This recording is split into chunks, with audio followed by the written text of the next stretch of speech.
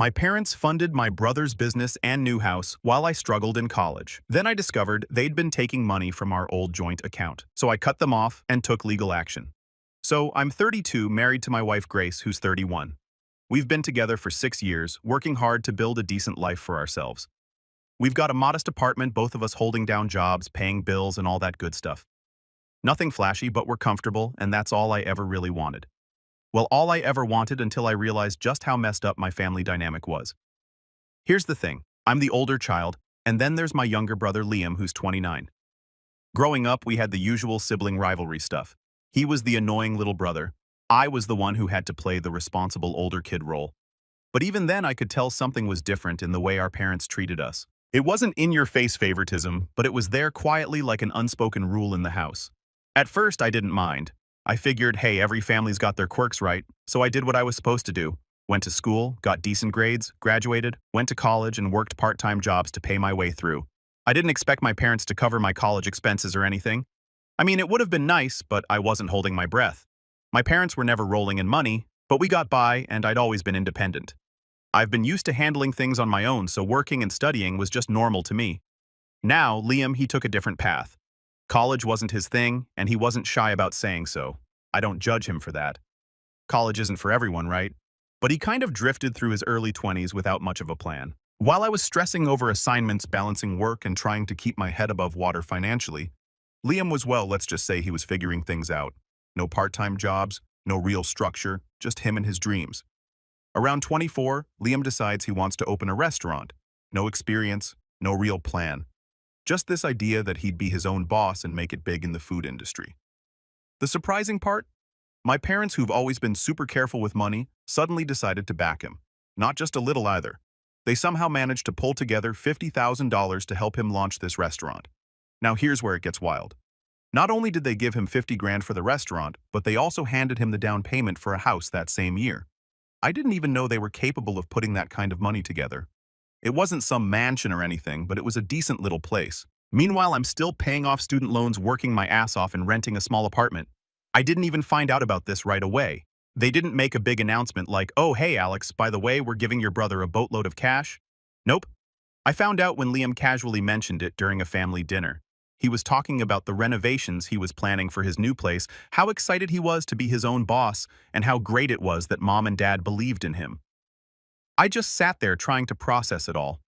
After dinner, I pulled my parents aside and asked about it. I'll never forget the way they looked at each other, like they'd been caught doing something they knew they shouldn't have done, but weren't sorry for. My mom shrugged and said, well, Liam needs a little extra help. You've always been the independent one, Alex.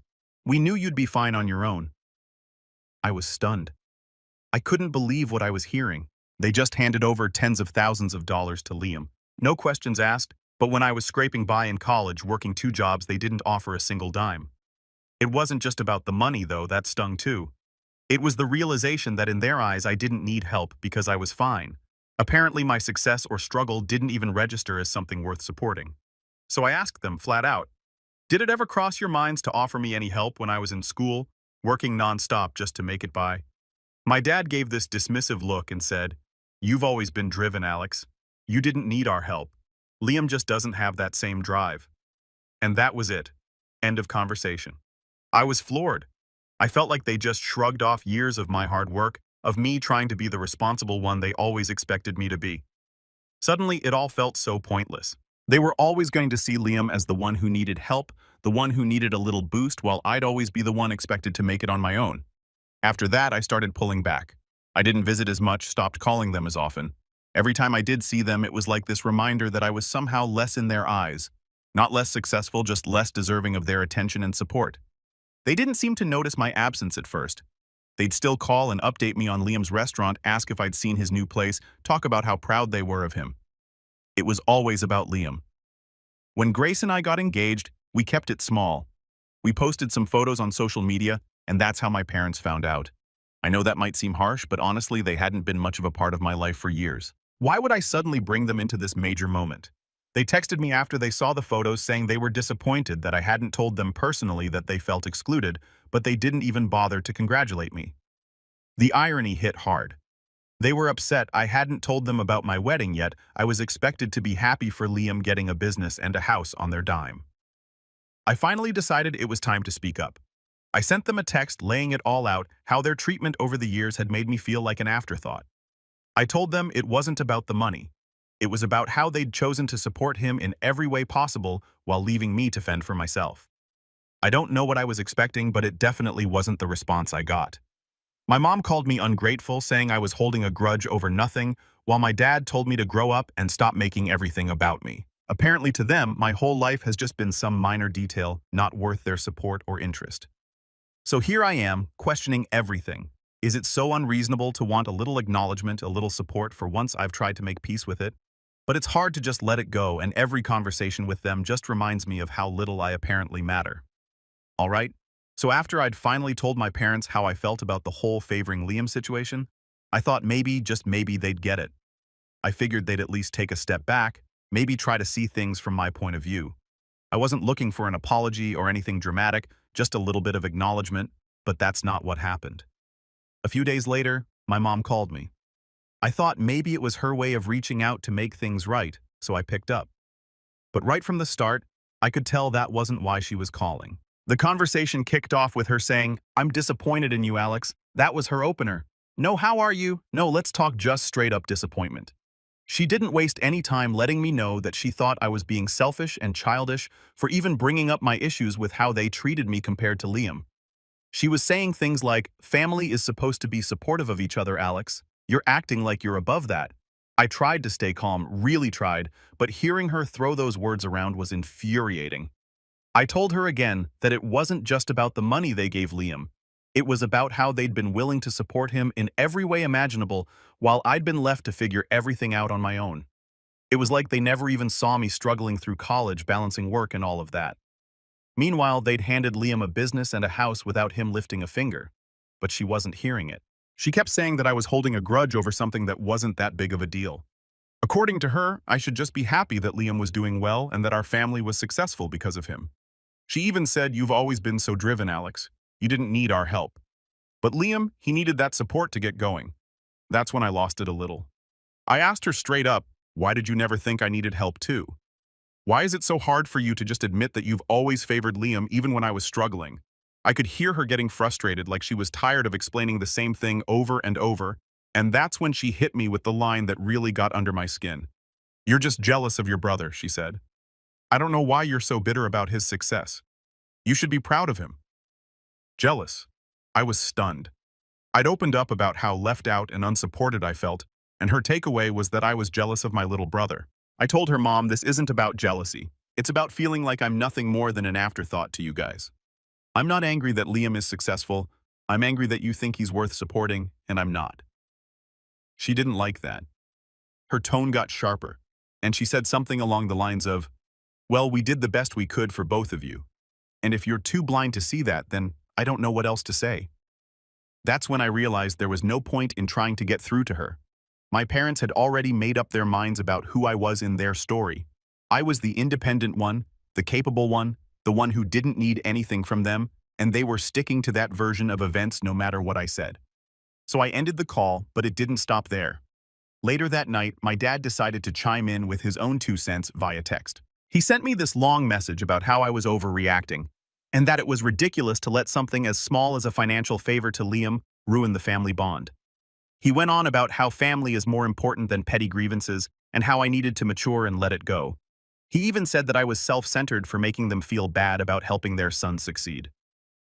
That text really got to me. All those years of working hard, of sacrificing and hustling to make a life for myself, and they had the nerve to call me self-centered. They were mad because I dared to ask for a little recognition of the unfair treatment. Grace found me reading the text, and when I explained what happened, she just shook her head. She told me that I had every right to feel hurt and that my parents were completely out of line. She reminded me that I'd put up with this kind of favoritism for way too long, and that if I kept letting it slide, they'd just continue treating me this way. Honestly, Grace has always been the voice of reason in my life. She pointed out that my parents probably weren't going to change overnight, if ever. They were so locked into this idea that I was the one who didn't need help that they couldn't see how hurtful their actions had been, and they definitely didn't like being called out on it. After sleeping on it, I decided to put some boundaries in place. I wasn't going to keep letting them guilt trip me every time I spoke up for myself. I sent a text back to my dad, short and to the point. I basically said I'm not overreacting, and I'm not going to apologize for sharing how I feel. I'm hurt, and if you can't understand that, then maybe we need to take a step back for a while. The silence that followed was pretty telling. No calls, no texts, nothing. They didn't reach out after that, not even to check in or make peace. For once, I didn't feel guilty. I felt relieved, like I'd finally taken a stand for myself instead of just keeping quiet and letting them walk all over me. It's strange, though. Even after all of that, there was a small part of me that hoped they'd come around. I wanted them to at least try to understand, but as days turned into weeks with no word from them, I started to realize that they were probably never going to see things from my side. I mean, if they hadn't gotten it by now, they probably never would. That's where things are right now. Grace has been incredible through all of this, reminding me that family doesn't get a free pass to treat you however they want just because you share the same blood. I've started to accept that my parents and I may never see eye to eye, and honestly, I'm coming to terms with it. It's just tough, because as much as I want to let go, there's still that nagging feeling of betrayal that's hard to shake off. For now, I'm taking a break from them. I need time to figure things out and to decide if I even want a relationship with people who can't see the hurt they've caused. So after weeks of silence from my parents, just when I thought things were finally settling, my phone buzzes one afternoon. It's Liam. He hasn't reached out to me in ages, so seeing his name pop up was like a punch to the gut. I didn't know what to expect, but after a minute of staring at my phone, I decided to pick up. Right away, he dives into it. No small talk. No, how's it going? Just, hey, I wanted to talk to you about all this stuff with Mom and Dad. I knew where this was headed, but I figured it wouldn't hurt to hear him out. Maybe he'd have some perspective that could help me understand, but no. Within minutes, it was clear he was just as clueless as my parents. Liam starts going on about how he doesn't understand why I'm making a big deal out of everything. He kept saying Mom and Dad are just doing what they think is best and how he felt like I was blowing things way out of proportion. It was honestly mind-boggling to sit there and listen to him realizing he had no concept of what I'd been going through. I asked him, Liam, do you even get why I'm upset? It's not just about the money or the house. It's about how they've always prioritized you, how they were willing to hand you everything while I had to scrape by on my own. Does that not seem unfair to you? But he just shrugged it off like I was talking about the weather.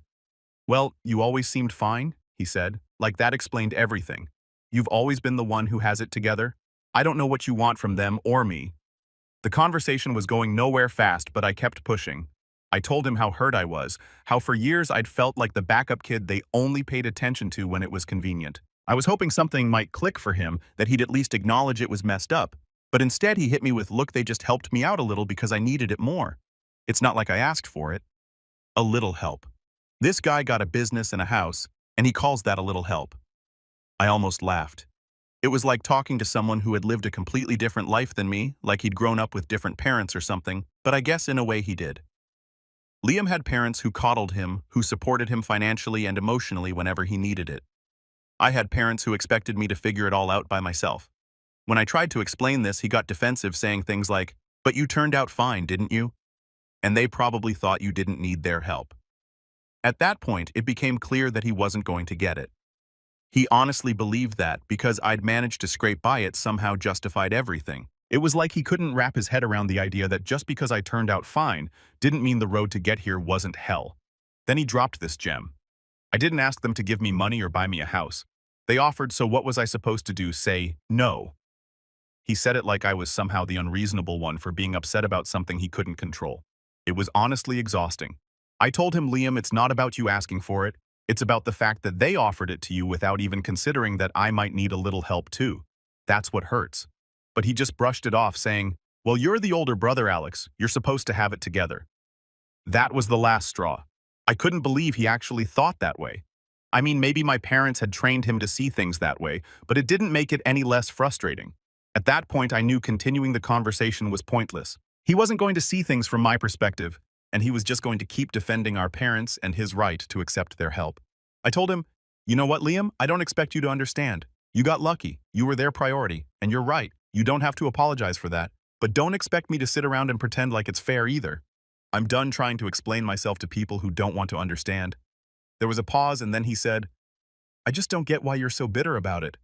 He sounded genuinely confused, like he couldn't comprehend why any of this would bother me.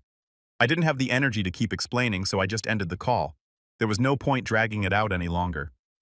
After hanging up, I sat there feeling a weird mix of relief and frustration. It was clear to me that Liam was never going to get it. To him, the world was exactly as it should be. He'd been handed opportunities and support without having to ask for it, and he couldn't see why anyone else would be upset about that. I think that conversation really sealed it for me.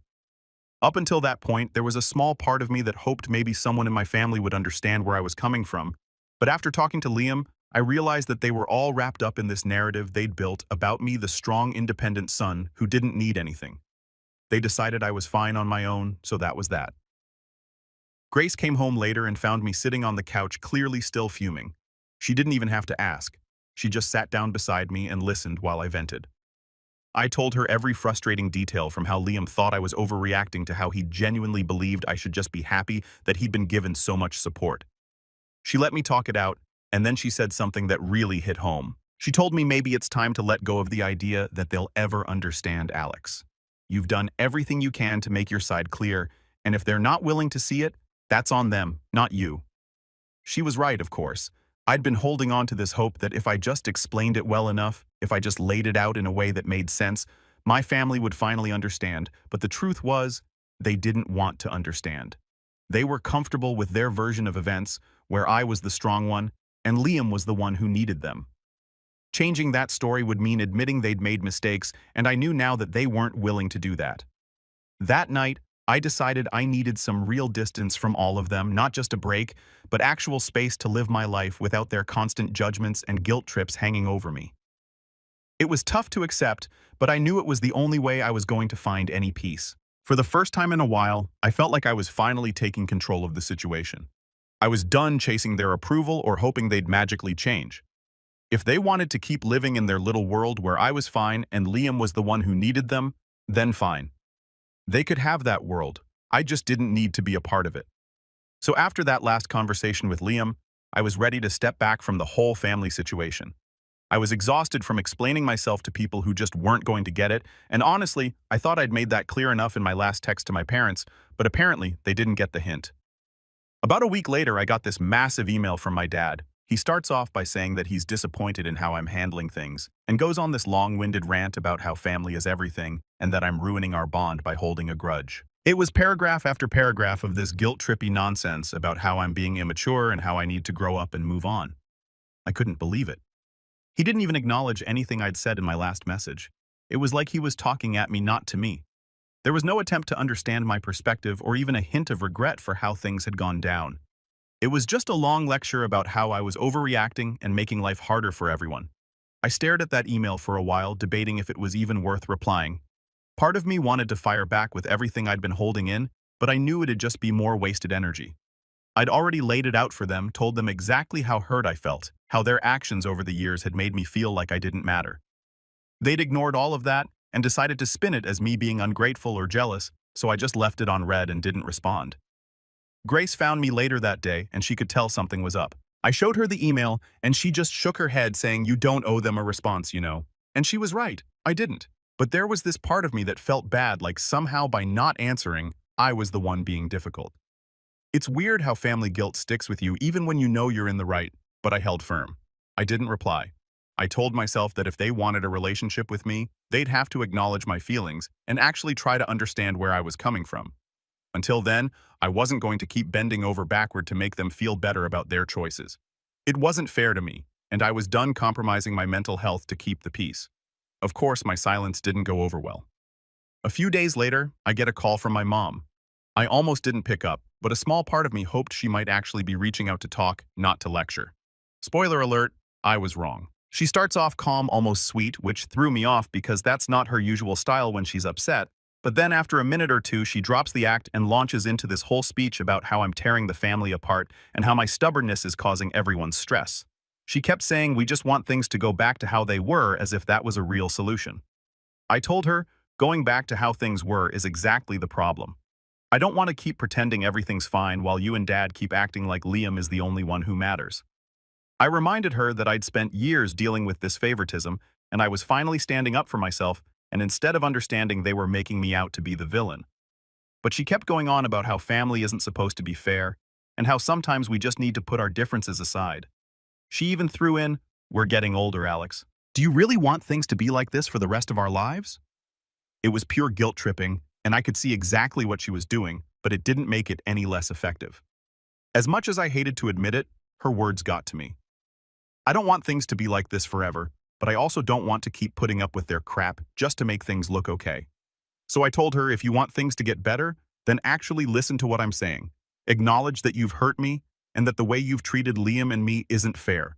I'm not asking for miracles here, just a little accountability. But she shut that down fast, saying, "Oh, so we're supposed to apologize for helping your brother." That's ridiculous, Alex. You know we love you both equally. It was like talking to a wall. She didn't get it, and maybe she never would. So I said, "If you can't understand why this bothers me, then maybe you don't actually know me as well as you think you do." She didn't take that well. She huffed, said something about me being dramatic, and then hung up. At that point, I was done. I'd given them every opportunity to understand my side, and every time they'd twisted it back on me. Grace was right. I didn't owe them anything. If they wanted a relationship, they'd have to make an effort, but I wasn't going to chase after people who didn't respect me. It was that simple. Over the next couple of weeks, I just focused on my own life. Grace and I spent more time together, and I started investing energy into things that actually made me happy. We planned a few weekend trips focused on our goals and tried to just enjoy life without all the family drama hanging over us. It was honestly refreshing to feel like I could breathe again, but it wasn't completely over. My parents didn't like being ignored, and they were determined to make sure I came to my senses. Out of nowhere, they started calling Grace, sending her messages asking her to talk some sense into Alex. They kept telling her how much it was tearing them up inside that I wasn't speaking to them, and how they missed having a close family. Grace, being the amazing person she is, shut that down right away. She told them that if they wanted to talk to me, they needed to approach me directly and actually listen to what I'd been saying instead of trying to make her the middleman. She wasn't going to let them guilt her into fixing a situation they'd created. I couldn't have been prouder of her. After that, the calls stopped.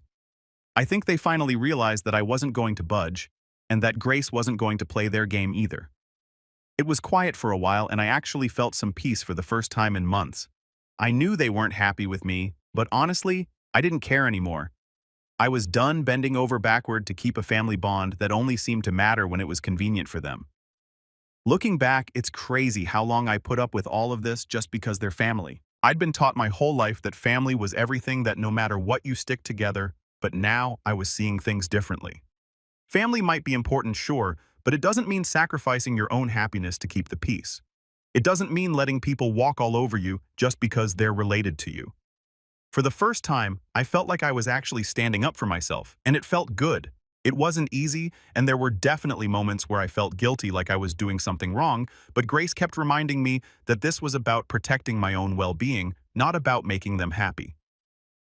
Now, as I sit here, I'm realizing just how much weight I've been carrying from this family mess. It feels lighter now, like a huge burden has been lifted. I don't know if my parents will ever really get it, but that's not my problem anymore. I've said my piece, and if they choose to ignore it, then that's on them. For now, I'm just focusing on the life I'm building with Grace. I thought things were finally settling down, but it turns out my family had other ideas. After weeks of silence, when I figured they'd finally backed off, I got hit with something I didn't see coming. I got a notice from my bank. My parents had somehow accessed an old joint account we'd used for some family expenses back when I was in college. I'd totally forgotten the account even existed, and apparently so had the bank. The joint account was linked to my primary account, which meant they had easy access to a chunk of my savings, and of course they'd helped themselves. I couldn't believe it. After everything I'd said, everything I'd laid out for them, they thought they could just dig into my account, like it was their own. It was so unreal, it almost felt like a bad joke. I spent a solid 10 minutes just staring at my account, trying to make sense of it. There was no mistake. It was a direct withdrawal. I didn't even know what they'd used the money for, but I had a sick feeling it wasn't anything essential.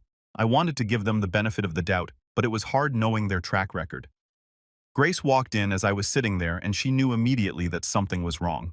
I explained it to her, and she just shook her head. "You need to take this seriously, Alex," she said. "They're not respecting any boundaries. They're just doing whatever they want because they think they can." She was right, of course. I'd been letting them get away with things for way too long, always brushing it off or trying to keep the peace. But there was no peace here, just more manipulation. They'd clearly crossed a line, and I knew I had to finally put a stop to it. The next day, I called my bank, and they helped me take back control of my accounts, closing the joint one entirely. The woman on the phone was sympathetic, even threw in a little, "I'm so sorry you're dealing with this," at the end of our call, which honestly made me feel seen. Once my finances were secure, I took it a step further. I reached out to a lawyer to see what I could do. I didn't want to involve the law with my own family, but I couldn't ignore this anymore.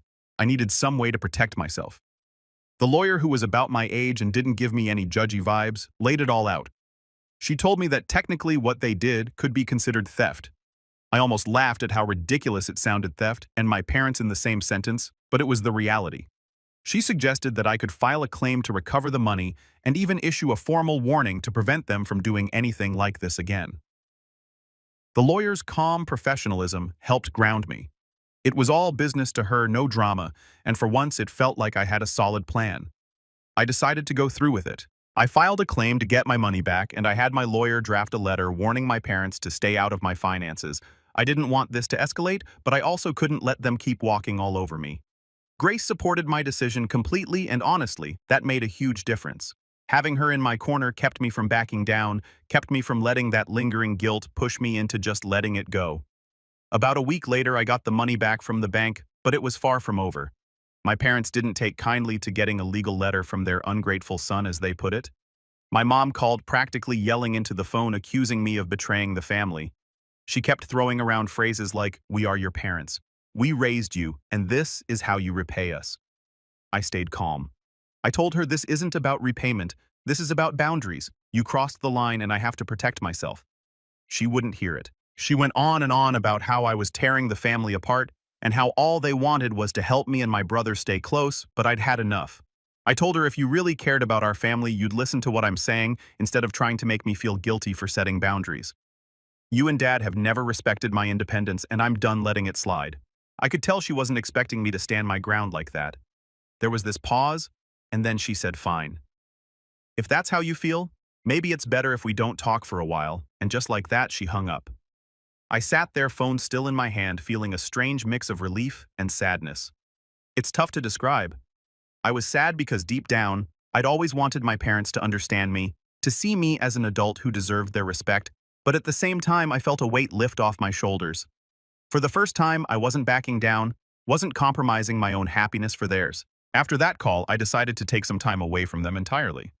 I didn't block their numbers or anything. I wasn't going for a dramatic cutoff, but I stopped reaching out, stopped answering their guilt-laden messages. For the first time, I felt free to focus on my own life without their influence hanging over me. In the weeks that followed, I felt more at peace than I had in years. I poured my energy into my work, spent quality time with Grace, and focused on the things that genuinely made me happy. I even took up a few hobbies I'd been meaning to try, like cooking, which I'm admittedly terrible at, but hey, I'm learning. There were moments where I missed them, though. It's not easy to let go of family no matter how much hurt they've caused, but every time I thought about reaching out, I reminded myself of all the times they'd ignored my feelings, crossed my boundaries, and tried to guilt-trip me into submission. I wasn't going back to that. I'd finally set a line they couldn't cross, and I was sticking to it. Grace has been my rock through all of this. She tells me she's proud of me for standing up for myself, and honestly, that means more than she probably knows. We're even talking about starting a family of our own soon, and it feels good knowing that I can break this cycle. My kids won't have to deal with the same kind of emotional manipulation I went through. As for my parents, I don't know what the future holds. Maybe one day they'll come around. Maybe not, but for now, I'm okay with the distance. I'm okay with living my life on my terms without constantly worrying about their judgment or approval. This whole experience taught me that family isn't just about who you're related to. It's about who genuinely respects you, who's willing to support you even when it's uncomfortable for them. Grace has shown me more love and support than my parents ever have, and that's the kind of family I want to build with her. Looking back, I realized I was holding on to the idea of what I wanted my parents to be, rather than accepting who they actually were. Letting go of that ideal was painful, but it was necessary, and now I feel more confident than ever. I'm finally living my life for me, not for anyone else's expectations. Thanks to everyone who's followed this journey and shared their advice along the way. Your support has meant more than I can put into words. I don't know what the future holds, but for the first time in a long time, I'm genuinely hopeful.